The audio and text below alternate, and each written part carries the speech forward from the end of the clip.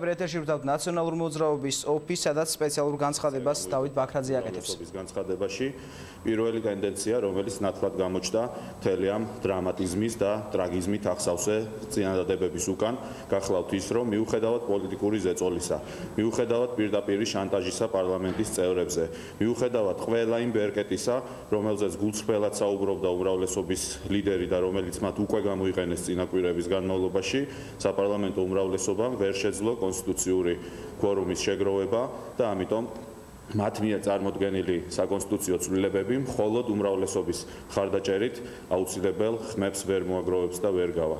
მეორე, რაც ნათლად გამოიკვეთა ამ გამოსვლაში, გახლავთ ის, რომ ამ სატელევიზიო გამოსვლაშიც კი სამწუხაროდ ჩვენმა კოლეგებმა ვერ შეძლეს თავი შეეკავებიათ პირდაპირი მუხარისგან, პირდაპირი შანტაჟისგან და ზეწოლისგან და ის ფორმა, რომლითაც ისინი მიმართავდნენ საპარლამენტო ოპოზიციის წევრებს, იყო ფაქტიურად ჩვენი მისამართით დაყენებული ულტიმატუმი, ასეთი ფორმით და ულტიმატუმის ენით საუბარი არის აბსოლუტურად მიუღებელი და რა თქმა უნდა, ის რომ ისინი ზეგის კენჭისყრაზე ვერ მიიღებენ მხარდაჭერას, დიდწილად განპირობებული იქნება სწორედ იმ ენით, ურთიერთობის იმ ფორმით და იმ ზეწოლით, რომლითაც ისინი ცდილობენ ჩვენი მხარდაჭერის მოპოვებას. ეხლა რაც შეეხება თვითონ შემოთავაზებული ცვლილებების შინაარსს. გამოიკვეთა ტენდენცია, რომ მთავრობა ცდილობს ისეთი სურათი დაუხატოს მოსახლეობას, თითქოს მთავრობას ხელი ეშლება მუშაობაში და ვერ ასრულებს საკუთარ დაპირებებს, ვერ ახერხებს საკუთარი დაპირებების შესრულებას იმის გამო, რომ აი არსებობს რაღაც დათხოვნის საფრთხე, არსებობს რაღაცა მზაკრული მსოფლიო გეგმა, როგორც ეს დღეს გაგვაცნეს და თურმე ამის გამო ეს შეშფოთებული და შეშინებული მთავრობა ვეღარ ახერხებს საკუთარი დაპირებების შესრულებას ხალხისთვის.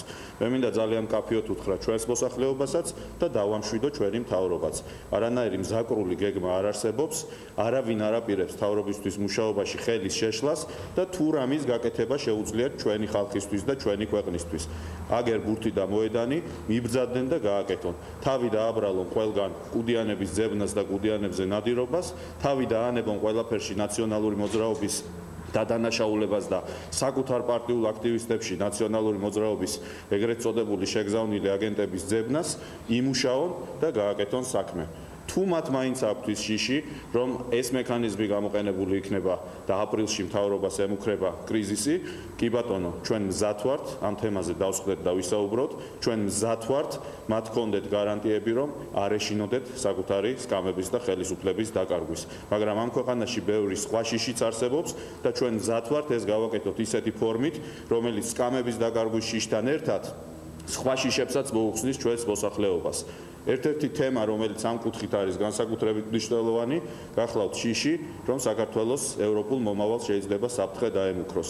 ამიტომ ჩვენ მზად ვართ მივცეთ ხმა საკონსტიტუციო ცვლილებებს და მოუხსნათ მთავრობას სკამების დაკარგვის შიში და ამავე დროს ამასთან ერთად ერთ პაკეტში მოუხსნათ ის შიშიც, რომელიც ჩვენი მოსახლეობის ნაწილშია, რომ საქართველოს ევროპული კურსი შეიძლება იყოს შეცვლილი და ეს გავაკეთოთ ორივე პოლიტიკურმა ძალამ ერთად.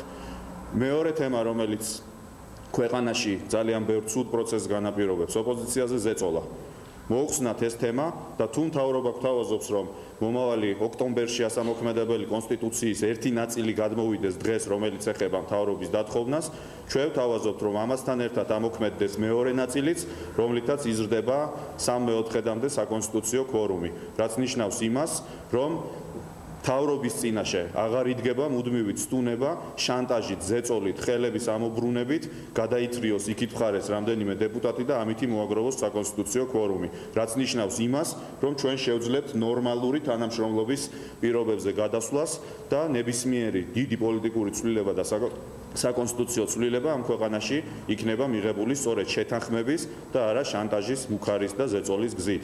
ეს არის ჩვენი საპასუხო შეთავაზება, ისევე მეორე ჩვენ მზად ვართ მთავრობას მოუხსნათ შიში, რომ მას რაიმე ემუქრება, ჩვენ მზად ვართ მთავრობას მოუხსნათ საბაბი, რომ მათ მიერ საქმეების ვერ გაკეთება უკავშირდება ნაციონალური მოძრაობის მხრიდან მომავალ გეგმებს და რაღაც ასე ვთქვათ, ზაკრულ ჩანაფიქრებს, როგორც ეს დღეს ძალიან ხატოვანი ფორმით მოვისმინეთ ჩვენი კოლეგებისგან. ჩვენ მზად ვართ მათ ამაში მხარი დაუჭიროთ, მზად ვართ მივიღოთ შემოთავაზებული ცვლილებები, მაგრამ იმისთვის, რომ ეს არ იყოს მთავრობის სკამებზე მორგებული ცვლილებები, ამასთან ერთად ჩვენ მათ ვთავაზობთ, რომ ამასთან ერთად წერტილი დაუსვათ ოპოზიციური დეპუტატების დაშინებას, შანტაჟს და ზეწოლას და გავზარდოთ კვორუმი და წერტილი დაუსვათ ყველა შეშფოთებას და შიშს თემაზე საით მიდის საქართველოს და არის თუ არა საქართველოს მომავალი ევროპული.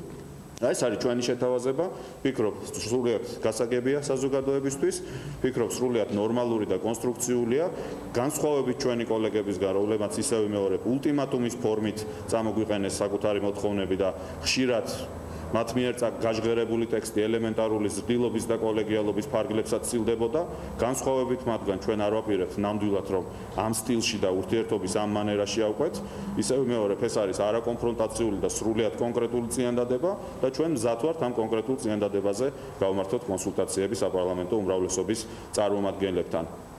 ეშინია მთავრობას სკამების დაკარგვის. კი ბატონო, მოუხსნით ამ შიშს, ჩვენ გვეშინია ევროპული მომავლის დაკარგვის და ჩვენი შიშიც მოიხსნას. მაშინ ისევე როგორც ჩვენი ხალხის ძალიან დიდი ნაწილის შიში. ვიმუშაოთ ერთად, გავაკეთოთ ერთად და რაც გაკეთდება ნორმალური ამ ქვეყნისთვის, მოიგებს უმრავლესობაც, მოიგებს უმცირესობაც და მოიგებს ძალიანად ჩვენი ხალხიც. დიდი მადლობა. ხო, გნებავთ რამის დამატება?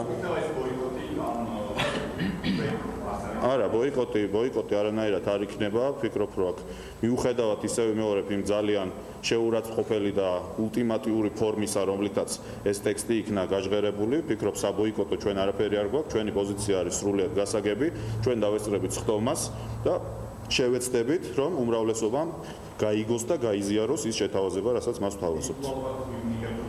ეს იყო დავით ბაქრაძის განცხადება, უმცირესობა უმრავლესობას პასუხობს.